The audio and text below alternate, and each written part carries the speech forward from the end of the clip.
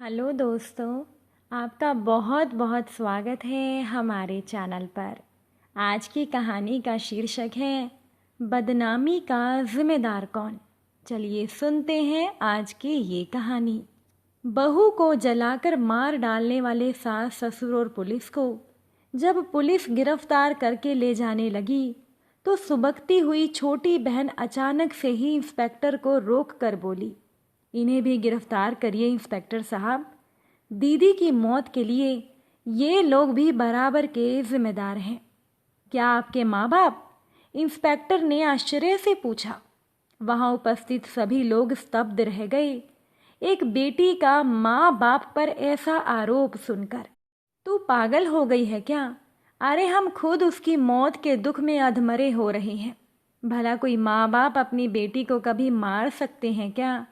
हे भगवान! माँ अपना माथा पीटने लगी।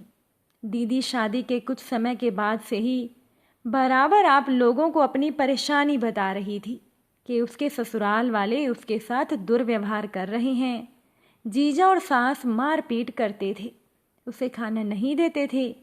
कितनी मिन्नत करती थी वो आपसे कि मुझे बचा लो इन दरिंदों के हाथ से, ये लोग मुझे मार डालेंगे। छोटी बहन ने बताया, हम तो उसका घर परिवार बचाना चाहते थे। कौन माँ बाप नहीं चाहते कि लड़की अपने घर में सुखी रहे। पिता ने अपनी दलील दी। सुखी? छोटी गुस्से से बोली, ये जानने के बाद भी कि उसकी सास और पति की निगाह एक अमीर आदमी की दौलत पर है, जो पैसों के बूते पर अपनी बदनाम हो चुकी बेटी की शादी जीजा जी से जल्द करवाना चाहता है। और इस लालच में जीजा और उसकी माँ दीदी की जान लेने की पूरी तैयारी में है, क्योंकि तलाक तो आप लेने नहीं देते दीदी को। हम तो समझौता चाहते थे। माँ ने कुछ कहना चाहा। अरे दरिंदों से कैसा समझौता माँ? कितना रोई थी दीदी, हाथ जोड़कर आप लोगों के सामने कि माँ एक कोने में इज्जत से पड़े रहने दो, बस अपनी रोटी मैं आप कमा लूँगी। लेकिन आपने कभी समाज की, कभी अपने बुढ़ापे को बदनामी से बचाने की दुहाई देकर दीदी का मुंह बंद कर दिया। हर बार की शादी के बाद लड़कियां ससुराल में ही अच्छी लगती हैं। काश आप समाज और इज्जत की परवाह करने की जगह अपनी बेटी की परवाह करते। छोटी हिकारत से बोली। सबको सांप सूंघ गया। इंस्पेक्टर गहरी सांस लेकर रह गया। सच है, बेटियों को मारने में ससुराल वाले जितने जिम्मेदार होते हैं, उससे अधिक जिम्मेदारी मायके वालों की उपेक्षा और बेटियों के विवाह के बाद अपने कर्तव्यों की इतिश्री समझकर गंगा नहा लेने वाली मानसिकता की होती है। अगर माँ बाप बेटियों को घर में बराबर का दर्जा और साथ दें तो ससुराल में वो यूं ही बलि ना चढ़ाई जा सकेंगी। इंस्पेक्टर ने लड़की के माँ बाप पर एक क्रुद्ध दृष्टि डाली। एक बेटी का खत पढ़ते ही मायके में उसके पिता के चेहरे पर हवाइयाँ उड़ने लगी। खैरियत तो है ना? पत्नी ने पूछा। क्या लिखा है? सब कुशल मंगल है। आवाज़ में कंपन था। फिर पढ़ते ही घबरा क्यों गए? पत्नी बोली।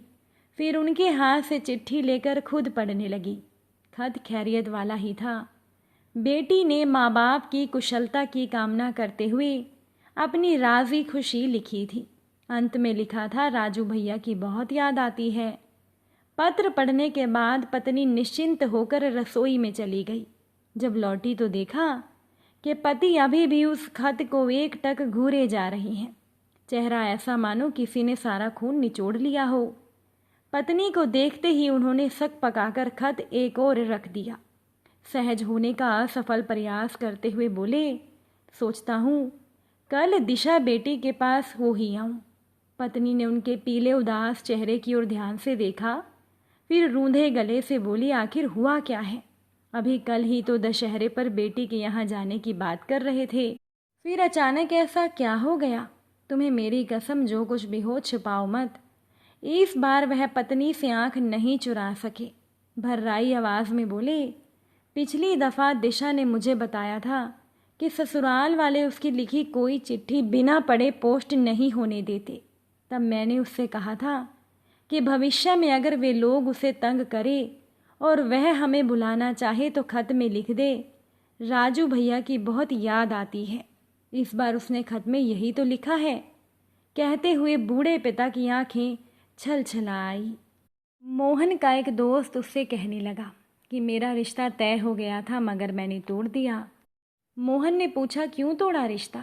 कहने लगा मेरे पापा बीमार थे तो मेरे ससुराल वाले उनको देखने के लिए आए थे मगर कुछ लाए नहीं, ना फल ना ही कोई रुपया पैसा देकर गए। मेरे बाप ने कहा कि आज ये लोग ऐसे हैं तो कल क्या करेंगे, मैंने रिश्ता ही तोड़ दिया। मगर मोहन ने उससे कहा कि यार यह बताओ कि उस लड़की के घर वालों के हालात कैसे थे।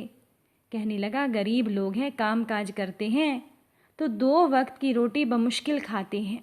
मोहन ने कहा कि मेरे भाई, जब आप उनकी गरीबी के बारे में सब कुछ जानते हैं तो क्या आप ये जानते हैं कि जिससे रिश्ता तोड़ा है उन माँ बाप पर क्या गुजरी होगी, उस बेचारी लड़की पर क्या गुजरी कि मुझे सिर्फ गरीबी की वजह से छोड़ दिया गया। दोस्तों, अगर आज बेटी वालों का रिश्ता टूट जाए तो लोग तरह तरह की बातें करते हैं कि शायद बेटी में कोई कमी होगी, और अगर बेटे वाले का रिश्ता टूट जाए तो वह फ़क्र से कहता है कि यार ये लड़की मुझे पसंद नहीं थी, मैंने छोड़ दिया। अब लड़के वालों को ये कौन समझाए कि अगर लड़की पसंद नहीं थी तो रिश्ता तय नहीं करना चाहिए था, और रिश्ता पसंद नहीं था तो चुपचाप खामोशी से मना कर देते। किसी लड़की में ऐब निकाल कर उसकी कमी लोगों में बताना, इसका ढिंडोरा पीटने का हक लड़के वालों को किसने दिया है? भगवान ना करे कल को अगर उन लड़के वालों की बेटी के साथ भी कुछ ऐसा ही हो जाए, तब लड़के वालों पर क्या गुजरेगी। भगवान बेटी वालों पर ऐसा जुल्म ना करे। जो लड़के अभी जवान हैं वो कभी भी किसी लड़की को उसकी गरीबी की वजह से छोड़कर उसके जज्बात से ना खेलें। यह औरत ही वह हस्ती है जो हमें दुनिया में लाने का जरिया है, और यह औरत ही वह हस्ती है जिसके कदमों से हमें जन्नत मिलेगी। बस रूप बदल लेती है, कभी माँ का, कभी बीवी का, कभी बहन का, तो कभी बेटी का, लेकिन होती तो वो औरत ही है। एक घर परिवार की बात है। आओ बेटी पायल, शर्माओ नहीं बेटे, तुम्हारे होने वाली सासू माँ, पिताजी और पति देव आए हैं। जी। अरे ये क्या, पाँव छुओ। जी। जाओ बेटी अंदर जाओ। जी माँ। तो समधन जी कैसी लगी पायल?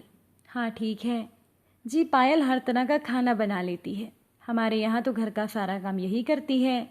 जी पर वो सब तो ठीक है, पर हमारा लड़का बहुत बड़ा इंजीनियर है, अच्छी खासी तनख्वाह है, पर रिवाज भी कुछ। हाँ हाँ बिल्कुल, शादी पूरे रीति रिवाजों के साथ होगी, आप फिक्र ना करें। नहीं, कहने का तात्पर्य यह है कि देखिए हम सभी दहेज वगैरह में विश्वास नहीं करते, पर समाज और वंश की मर्यादा का भी पालन करना पड़ेगा हमें, वरना लोग कहेंगे कैसे गरीबों के परिवार में विवाह किया है लाडले का। जी तो बताइए समधी जी, क्या चाहिए आपको? जो चाहिए देंगे, आखिर हमारी फूल सी बेटी की खुशी का सवाल है। हाँ तो ठीक है, फिर एक टीवी, ऑटोमेटिक वॉशिंग मशीन, एक गाड़ी, बेटी के लिए जेवर और कुछ 1-8 लाख रुपए। बस इसके आगे आपको जो देना ठीक लगे दीजिएगा, हम नहीं रोकेंगे। कुछ देर दोनों पक्ष शांत। तो शर्मा जी, क्या मैं ये रिश्ता पक्का समझूं? रिश्ता या नीलामी? मिसेस शर्मा, ये आप क्या बोल रही हैं? जी जो आप सुन रहे हैं गुप्ता जी, पायल हमारी बेटी है, कोई कबाड़ नहीं है। अरे हम कबाड़ भी बेचते हैं तो बदले में पैसे मिलते हैं। और आप सुशीला, तुम ये सब क्या बोल रही हो? आप चुप रहिए। बेटी है हमारी, जैसे इनका बेटा लाडला है, हमारी बेटी भी लाडली है। ग्रेजुएट है, स्वावलंबी है, स्वाधीन है। हमारी बेटी आपकी बहू बनेगी, इसमें भलाई किसकी है? उसमें भी आप सामाजिक मर्यादा की चादर ओढ़ रहे हैं। क्या कभी कोई माँ अपना बच्चा पैदा करने के लिए धन मांगती है? क्या कोई पिता अपनी बेटी को प्यार और सुख सुविधा देने के लिए कभी कोई द्रव्य मांगता है? फिर आप क्यों अपने बेटे की बहू के लिए संपत्ति मांग रहे हैं? जो बेटी को बेटी होने का सम्मान नहीं दे सकता, हमें नहीं रखना ऐसे लोगों से रिश्ता। आप जा सकते हैं। ये कहकर लड़की वालों ने रिश्ते से इनकार कर दिया। अगर आज की ये कहानी आपको अच्छी लगी हो तो कमेंट में ज़रूर बताइएगा। वीडियो को लाइक शेयर भी कीजिएगा, चैनल को सब्सक्राइब ज़रूर कीजिएगा। आज की ये कहानी सुनने के लिए आप सभी का बहुत बहुत धन्यवाद।